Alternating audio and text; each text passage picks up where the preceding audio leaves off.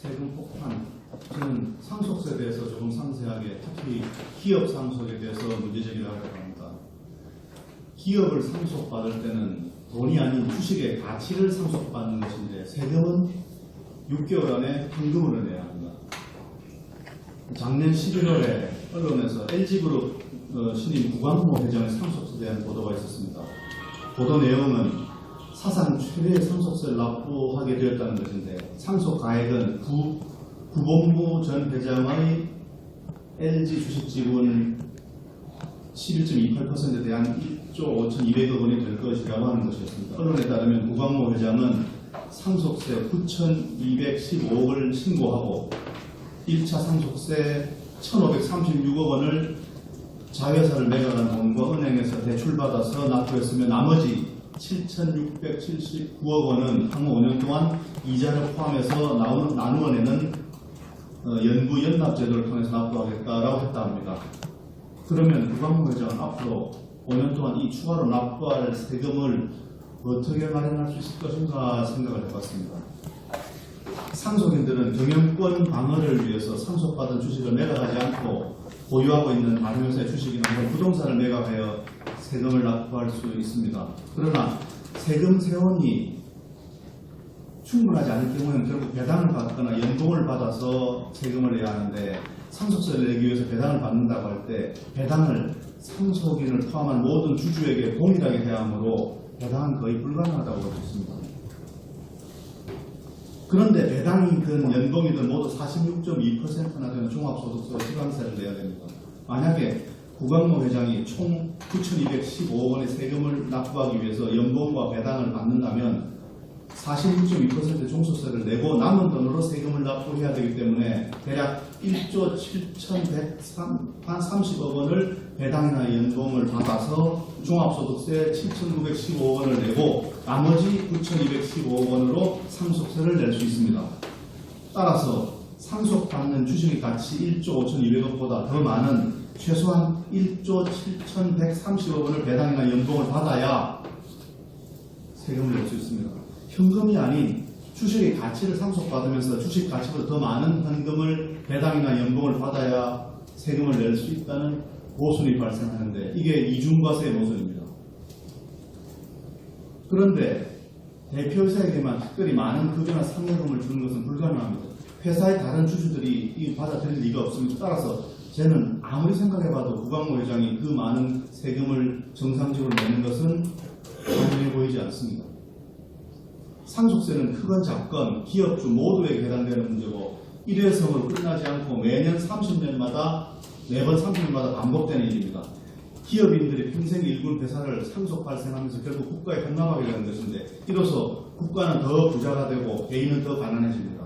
그러나 가난한 개인들이 모인 국가는 결국에 망하고 맙니다. 이번 정부에 들어와서 상속세를 더 강화하려는 법안이 제출되어 있습니다. 현재 30억을 초과하는 재산에 대해서 적용한 상속세의 50%를 50억을 초과하면 60%의 상속세를 적용한다는 개정안이 더불어민주당 어떤 의원이 대표 발의해서 지금 현재 국회 계류 중입니다. 이 개정안이 통과될 경우에 대기업 경영권 프리미엄 30%의 할증과세를 적용하면 최고 세율이 78%가 됩니다. 만약에 이 개정안이 통과되면 기업하는 사람 한국에 남아있지 않을 것입니다. 전부 다 외국으로 떠나거나 혹은 사업을 포기해야 될 것입니다. 칼 막스는 공산당 선언에서 이렇게 얘기했습니다. 사회주의 국가 건설을 위한 전략으로 높은 상속세와 누진소득세를 부과하고 토지 소유를 폐지하고 은행을 국유화하고 망명자와 반역죄 재산을 몰수한다. 뭐 이런 것들이 있습니다. 이를 통해서 모든 자본과 생산수단의 사적 소유를 단계적으로 폐지하고 국가의 소유로 하는 방법들을 제시하고 있습니다. 기업을 상속받을 때 납부해야 하는 세금 때문에 경영권을 잃고 회사의 주인이 바뀌거나 상속된 기업의 가치보다 더 많은 세금을 세금으로 납부해야 한다면 이 제도는 칼 막스가 공산당 선언에서 얘기한 반역자의 재산을 몰수하여 국유화하는 경우와 다를 것이 뭐가 있겠습니까? 우리나라에서는 기업하는 사람들이 반역자들입니까? 묻고 싶습니다. 우리나라 헌법은 자본주의 경제 질서와 그 근간인 사유재산 제도를 보장하고 있습니다. 재산권의 핵심은 사유재산 제도의 보장인데 이는 헌법 개정에 의해서도 폐지할 수 없는 헌법 개정 한계에 속한다고 합니다. 헌법 23조에 의하면 모든 국민 재산권은 보장되며 공공 필요에 의한 재산권의 수용, 사용 또는 제한 및 그에 대한 보상은 법률로서 하되 정당한 보상을 지급하여야 한다라고 되어 있습니다. 또 헌법 37조 2항에는 모든 국민의 자유와 권리는 국가 안전보장, 질서 유지 또는 공공 복리를 위하여 필요한 경우에 법률로서 제한할 수 있으며 제한하는 경우에도 자유와 권리의 본질적인 내용을 침해할 수 없다라고 명시되어 있습니다. 마지막으로 헌법 제126조 말씀드리겠습니다. 국방상 또는 국민경제상 필요로 인하여 법률이 정하는 경우를 제외하고 사형기업을 국유 또는 공유로 이전하거나 그 경영을 통제 또는 관리할 수 없다라고 합니다. 재산권의 침해가 과도하다고 여겨지면 누구나 헌법소원을 제기할 수 있다고 합니다. 이는 권리구제형 헌법소원의 심사에서 과잉 금지의 원칙에 해당되는 것입니다. 따라서 우리나라에서는 헌법상 개인의 자유와 재산권을 제한하는 사회주의적인 법률이나 정부의 정책은 모두 위헌이며 특히 상속세로 인하여 사기업이 국유화 또는 공영화되는 제도는 헌법소원의 대상이 된다고 저는 생각하고 있습니다.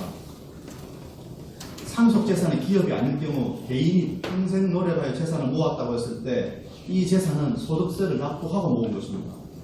우리나라와 같이 완벽하게 전산화된 금융 시스템을 갖추고 있는 선진국가들은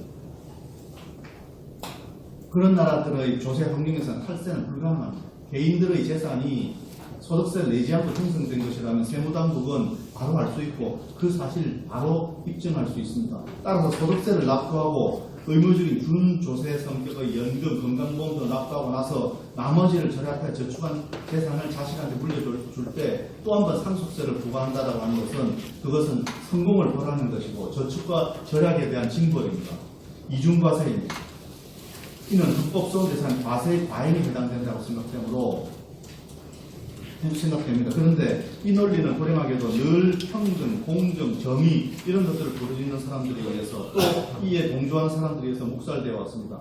이를 강조하면 그 결과는 모든 개인 재산은 결국 국유화되고 모두가 공평하게 못 살게 될 것입니다. 1980년대 중반에 스웨덴에서 높은 상속세 때문에 상속세를 내고 나니까 그 기업이 망하게 되는 경우가 생겨서 아스트라, 이케아, 테트라팩 이런 회사들이 다 외국으로 떠났습니다. 해외로 떠났습니다. 그러고 나서 20년 정도 지나서 스웨덴의 사회민주당 정부 때, 좌파 정부 때 이 잘못이다라고 하는 깨닫고 스웨덴 국회가 연구를 했습니다. 연구를 해서 이 제도를 없애자 해서 2005년에 상속세를 없앴습니다. 그래서 일부의 회사가 돌아왔습니다. 이케아도 돌아오고, 이케아가 원래는 이제 해외로 가면서 사주는 스위스로 가고, 회사는 네덜란드로 갔는데 그런 회사들도 돌아왔습니다. 상속세를 2005년에 폐지하고 난 이후에 10년이 지나서 2015년에 연구한 결과가 발표됐는데 상속세를 폐지해서 그 세수가 줄었냐? 그러지 않고 상속세를 폐지하고 난 이후에 세수가 훨씬 늘었다라고 하는 연구 결과가 나왔습니다.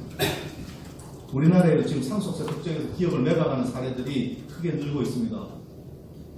제가 최근에 그런 회사들을 보니까 락앤락, 농우바이오, 유니더스, 요진건설, 유영산업, 선도공업, 카사미아, 우리로방통신, 에어비탑, 에어블, CNC 등등 그런 회사들입니다. 일부 회사들은 회사 매각한 후에 해외로 떠나서 베트남 같은 데 떠나서 거기서 회사 사업을 다시 시작했다고 합니다. 아르헨티나, 그리스, 베네수엘라 이런 모든 나라들 높은 세금 때문에 기업들 폐업하고 외국으로 떠나고 젊은이들 취업을 위해서 외국으로 떠나고 보호분들 빠져나가고 숙련분들 빠져나가고 우리나라도 이 나라들이 경험하고 있는 그 길로 가는 것이 아닌가. 그런데 지난 1월 달에 그랬죠. 너무나도 양심적이 솔직한 청와대 경제보좌관이 우리 국민들한테 동남아나 인도로 떠나십시오 하는 권유였었죠. 일부 정치인들과 좌파 사회단체들은 경영 능력이 검증되지 않은 재벌 3세 4세 경영권 승계는 한국 주요 기업들의 안정성을 해치는 위험 요인이기 때문에 상속세를 많이 내게 함으로써 회사의 소유권을 잃게 하고 회사를 국민기업화하자는 논리를 전개하게 합니다. 그런데 기업을 국유화하는 정책을 쓴 나라들은 예외 없이 모두 망했습니다. 왜 이 사실을 외면하고 있는지 이해가 되지 않습니다. 우리나라만 예외나 기적을 만들어 보겠다는 것을 믿어야 할까요? 우리나라를 제외한 대부분 나라들은 상속재산이 기업의 주식일 경우에 할인을 하거나 납부를 유예하거나 일정이 지나면 면제해주는 제도가 있습니다. 상속인들의 기업 경영권을 보호해주고 있습니다. 가업의 상속일 땐 가업을 상속할 때 징벌적 할증을 하는 나라는 우리나라가 세계에서 유일합니다. 이것은 가족이라는 가치를 부정하는 사회주의적이고 전체주의적이고 반인륜적인 발상이라고 하지 않을 수가 없습니다. 우리나라 상속세 제도가 재산권 제한에 대한 과잉 금지 원칙에 해당되는지, 또 상속이 발생하면서 사유기업이 국유화 또는 공유화된 제도가 헌법 위반이 아닌지 가려달라고 하는 헌법 소원을 제기해야 된다고 봅니다. 우리나라 상속세 수준이 시장경제 자본주의 체제를 보장하는 우리나라 헌법 정신에 맞는지 만약 의심이 된다면 경총 등 모든 경제단체들은 우리나라 최고 로펌 선택해서 함께 헌법 소원을 실천해야 되지 않겠습니까? 기업의 승계는 고용의 승계이고 복지의 승계라는 차원에서 관점에서 바라볼 수 있을 겁니다. 상속세를 없애거나 줄여서 고용이 안정되면 법인세, 소득세, 부가가치세 이런 것들이 늘어나고 실업급여, 재교육비용, 취업비용, 또 눈에 보이지 않는 사회적 비용이 크게 줄어서 상속세 수가 줄어든 것보다 국가적으로 훨씬 큰 이익이라고 볼 수 있습니다. 최대의 복지는 최대의 일자리일 것입니다. 우리나라에서 가압상속 공제제도라고 하는 상속세 감면 제도가 있습니다. 이 가압상속 공제제도는 업종, 고용, 자산, 지분의 변경을 허용하지 않는 아주 엄격한 요건으로 인해서 이 제도의 혜택을 신청한 중소기업의 수가 연간 70건에서 80건 사이에 그칩니다. 한편 가압상속 제도를 갖고 있는 독일은 연간 17,500개가 넘는 회사 혜택을 본다고 합니다. 최근에 개정된 가압상속 공제제도 변경이 있었는데 거기에서도 내용이 크게 바뀌지 않았습니다. 강소기업 왕국이라는 독일과 일본의 경우에 상속세율이 독일은 30%이고 일본은 55%입니다. 그런데 독일은 실질 과세가 4.5%이고 일본은 11%입니다. 이것마저도 가압상속 공제 조건에 맞으면 상속세 없이 회사는 물려받게 됩니다. 대기업의 경우에는 미국과 같이 공익재단을 통해 경영권을 유지하거나 차등 의결권 제도를 도입하는 것이 필요합니다. 이와 함께 상속세를 상속받는 주식을 매각하는 시점에서 내는 자본이득세도 도입해야 됩니다. 국회에서 자유시장 경제를 지지하는 정당이라면 또 작은 정부, 낮은 세율, 큰 시장, 기업의 높은 자유도 이런 것들을 지지하는 정당이라면 상속세를 낮추거나 유예하거나 없애자는 법 개정을 공약으로 내고 선거 치르고 평가받아야 한다고 생각합니다. 어떻게 할 것인지 확실히 입장을 정해서 밝혀서 국민들에게 방향을 제시하고 기업들에게는 불확실성을 제거해 주어야 합니다. 궁극적인 목표는 스웨덴과 같이 상속세 폐지로 나가야 합니다. 공평과세는 소득세로 충분하다고 봅니다. 선진국들은 대부분 상속세를 낮추고는 없앴습니다. 우리나라만 세계 최고 수준의 상속세를 유지하고 있습니다. 이런 상속세가 기업을 망하게 하고 기업가 정신을 파괴하는 저주의 제도라고 하는 인식이 전문가들에게서 널리 받아들여지고 있습니다만 우리나라에서는 성공한 기업인을 질투하고 부자를 증오하도록 선동하는 이런 사회적 분위기가 있어서 현재 상속세 인하와 관련된 법안이 통과되기 어렵다고 생각됩니다. 그럼에도 불구하고 자유우파 정당은 이를 공약으로 집행하고 만약에 반기업적 사회주의 법제도가 계속 유지된다면 어떤 결과가 초래될지 국민들을 밝히고 설득하고 대안을 제시하고 그리고 선거에 심판받아야 되지 않나 생각합니다. 상속세 폐지나 축소 법안이 통과되지 않으면 그 다음은 기업들의 선택의 몫입니다. 지금 상속세 제도 아래에서 계속 기업을 할 것인지 혹은 폐업을 할 것인지 혹은 기업을 계속하기 위해서 외국으로 갈 것인지 기업들이 스스로 판단할 것입니다. 열심히 일해서 성공해서 국가의 기여이 헌납하고 물러나는 것에 보람을 느끼는 사람들이 있을 수 있습니다. 이런 사람들은 국내에서 계속 사업할 것이고 그렇지 않은 사람은 떠나게 될 것입니다.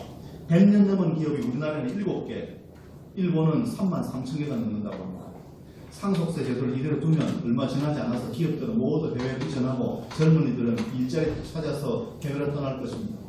우리나라는 일자리 없고 젊은이 없고 노인들과 공무원들만 남아있는 나라가 될 것입니다. 지금 우리나라가 그렇게 되어가고 있다고 생각합니다. 내년에 좌파 정당이 60% 이상의 의석을 차지해서 상속세 최고세율 78% 이 법안 통과시키면 이렇게 되면 우리나라가 굴러가겠습니까? 자유한국당이 내년 선거에서 60% 이상 의석 차지해서 우리나라 상속세 제도를 스웨덴이나 독일처럼 바꾸지 않으면 우리나라는 그리스, 아르헨티나, 베네수엘라처럼 바뀔 것이고 우리나라가 수십 년 전으로 후퇴할 것입니다. 그리고 우리나라는 다시는 지금과 같은 번영을 누리지 못할 것입니다. 감사합니다.